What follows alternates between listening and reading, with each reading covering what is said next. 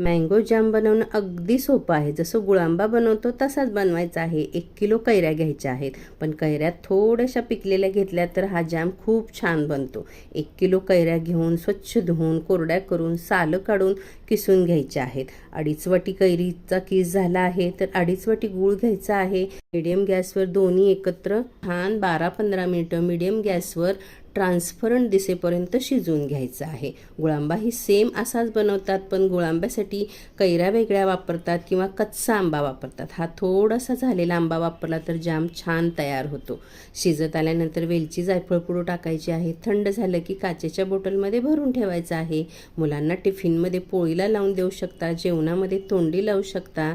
याला आणखीन पौष्टिक करण्यासाठी स्लाइसला मध ड्रायफ्रूट्स टाकून त्याच्यावर फळांचे पातळ काप ठेवून हे सँडविचसुद्धा देऊ शकता. बाहेरचं प्रिझर्वेटिव्ह कलर वापरलेला जाम वापरण्यापेक्षा हा बनवून पहा.